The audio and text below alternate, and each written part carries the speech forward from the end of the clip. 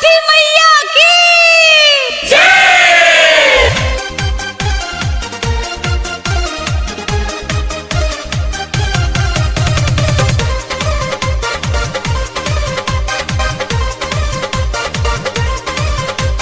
देरी लगवनी ना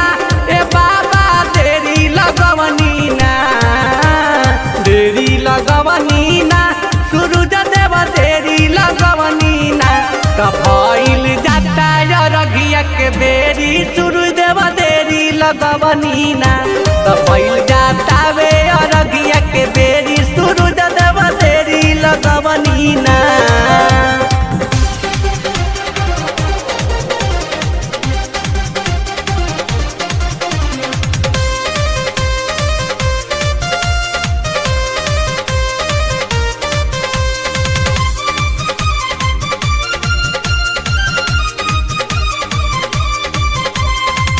पानिया में खाड़ती वही करेली पुकार जी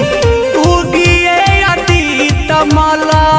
भैल भिन सार जी पानिया में खाड़ती वही करेली गोहार जी सुनिए सूरज देवा भैल भिन सार जी देरी लगवनी ना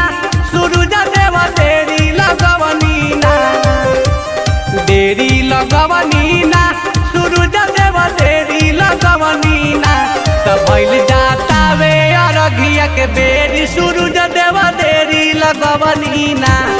भइल जाता वे अरघिया के बेरी सूरज देव देरी लगवनी ना।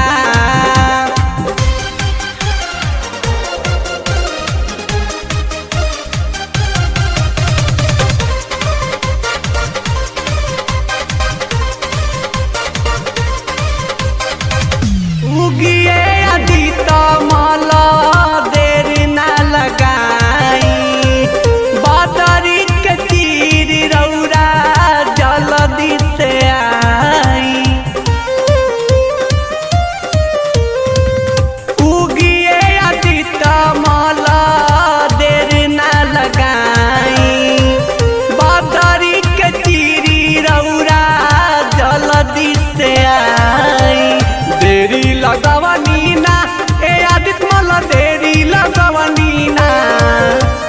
देरी लगवनी ना सूरज देव देरी लगवनी ना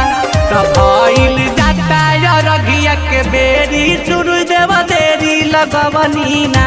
कफाइल जाता वे रघिया के बेरी सूरज देव देरी लगवनी ना।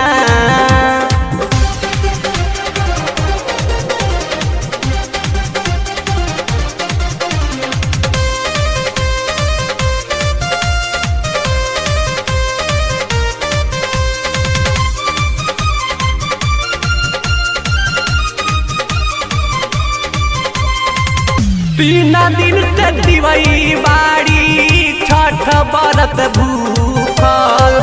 पानियो न पियले बाड़ी मुँह बावे सूखल